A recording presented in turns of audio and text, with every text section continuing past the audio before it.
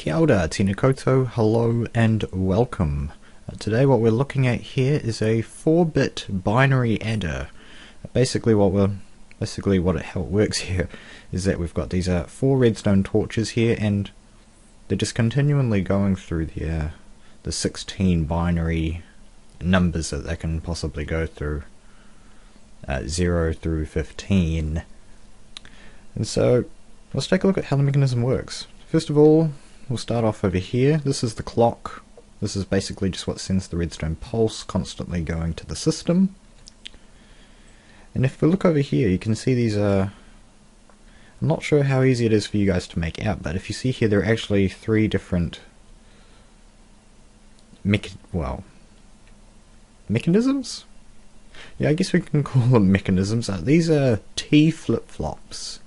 Basically, in the simplest sense of T flip-flop is where it turns a button into a lever, and that it has to receive 2 redstone impulses before the outputs. And so this is the input over here. The output is here. And basically what happens with the output is that at this point it splits and it goes into the second display. The first display just comes straight from the clock, and then the other one, it goes into the input of the second T flip-flop. And by the way, this is just design A on the Minecraft wiki for T flip-flops, if you're wondering. And so with the second T flip-flop, the output goes into the third display and into the third T flip-flop, which goes into the fourth display here. And so I gave myself a little project to basically turn this binary output into what we have over here. If we take a look over here, what we've got, if I just turn this on. So what this is doing here is it's cycling through the 16 different numbers, and it's going through the letters at the moment. It goes from 0 to 9 and then through A to F. What on earth is happening there? That was a little weird. Anyway, so yeah, it's on 3 at the moment. It's going to go to 4, 5, 6 and so on. So let's go ahead and take a look at how this particular one here works. And what we've got over here is the clock again, only this time I've decided to add a switch over there just so I can sort of like stop it whenever I want. And then over here we've got an exact same design as over there, except that there's all this complicated stuff over here. Let's quickly take a look through. Oh boy. So basically this first section here, oh boy. So basically this first section here takes the binary output from the torches and quite literally just splits it into a total of 16 different lines here. That's just what this is for here, all this stuff here.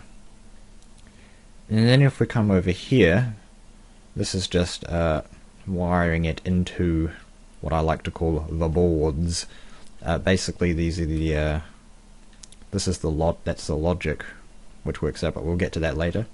If we just follow the this is the 4th bit, I believe.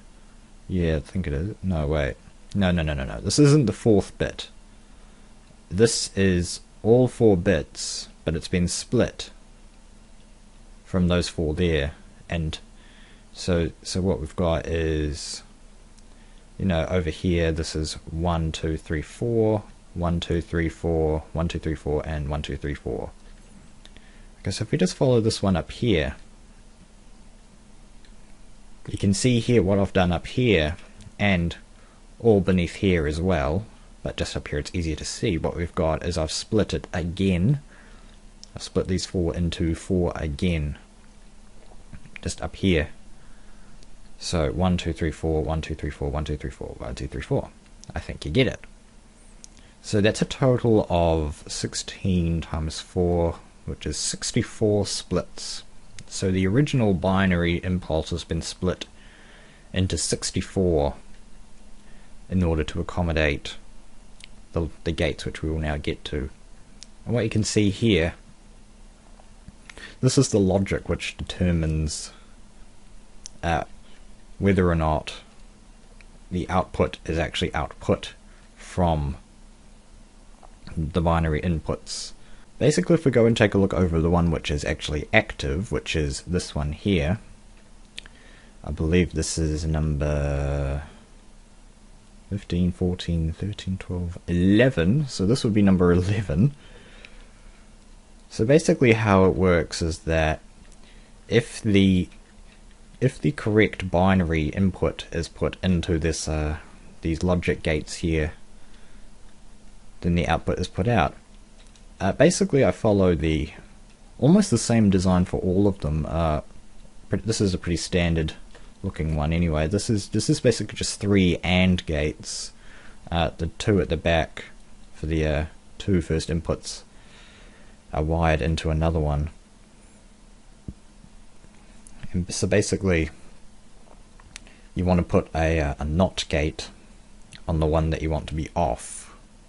Is basically how that all works. Over there, at the end of the video, I'll actually show you guys all of the logic gates all over there in a nice little neat line, and they're all almost the same. They're all about the same size. There are only a few which are shorter than the standard size, which is this one here. For example, number 15 over here. This one's one of the shorter ones because it doesn't need to have a NOT gate, because everything needs to be on for 15 to work. Okay, so if we follow these lines down here, if we just we'll just come around here, so you can see the total of 16 different gates of logic that are coming out. I've basically just sort of stacked them up, so you've got 0 down there, 1 which lives on the second platform, 2 which lives on the third, and 3 lives on the fourth. But anyway, if we come down here, you'll see that they just get pumped into these NOT gates down the bottom here. This is basically just to refresh the circuit. And if we take a look here at this long line of redstone here, this is what's called the decoder. This is basically where we decide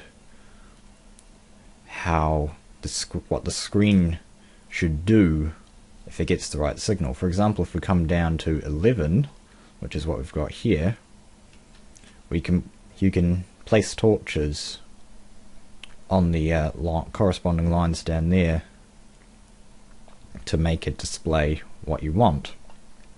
And these lines down here represent segments on the display, is how that works. So we're turning the signal from 11, we're taking it along here and then saying, well, these are the segments that we want you to light up if you are number 11. So yeah, these 7 segments are just all along here on the bottom here. There's no redstone torches along there. They get their power from these torches up here. So if we come along down to the end, you'll see that this is 0 here, and then they just sort of get wired into the display. This is just pretty much just random wiring of the wires into the display. And the display uses sticky pistons with stones on the other side. That's I just thought that was pretty standard nowadays thing to do. And then if we come on the other side, here is the final result, 11B. So we'll just get this going again.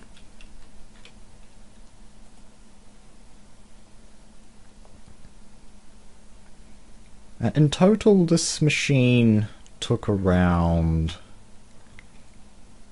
probably 2.5 to 3 hours to make, because I was pretty much just like making it from scratch.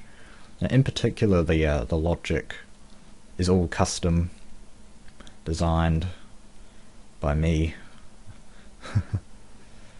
And I also put these wool here just to sort of easily divide how it all works. Now if we get it, we can actually hear the pistons now if we get close enough. Yeah. Just one thing to note about the design, I am aware that some of the numbers, in particular that C0 as well, is also an issue, where it sort of like turns into an 8 for a second and then it disappears very quickly. I don't know, well, that's basically just the, it's a glitch in the system that I can't fix, basically. It's just the way it works. It's something to do with how the binary output works. Like, because it's sort of like, see, it goes off, off, and then that one there will go on. That's just the way it works. I also just want to say that I don't admit to this being the most compact way to do it, but I could be right in thinking that it's a very simple way of representing how it works for people who want to build their own. So just before the end of the video, let's take a look at the logic gates so that you guys can take a look. I also want to say that for some of these I am aware that I know that there's at least one here which could be shrunk further, but you know, because in the end, particularly with the top ones up there, there's actually a lot of space to work with, so it's no big deal about really how big they are. So anyway, what we've got here is 0. This is a pretty straightforward one of the shorter ones. This one is 1. Actually, I'll actually just come way up here so you can see. So this is 2. You can see they all sort of follow the same design to start off. This is 3, 4, 5, 6, 7, 8. So yeah, you can see the now the design sort of gets a bit more standardized. You can see that I've got NOT gates basically for where. So for example with 8 here, I've put the binary number in here just to sort of say, well, it needs to be 1000, and it will only work if one of the, so long as it's got the right sequence. Even if just one of them is off, it's not going to work. It has to have the exact input. This is 9. We'll go back up. 10, 11, 12. I think you can guess how that works. It's a bit of a world hole. That's okay. So you can basically, after I made like 7 or 8 of them, it was almost trivial to make them. So once you get going with learning how to make them, you know, you'll be able to pretty much manufacture them without having to constantly be looking at the video. So hopefully you can work out without those two. This is 14, and finally 15, which is one of the shorter ones. Alright, so this has been a look at a 4-bit binary adder with the output converted into a number on a 7-segment display. Thank you for watching.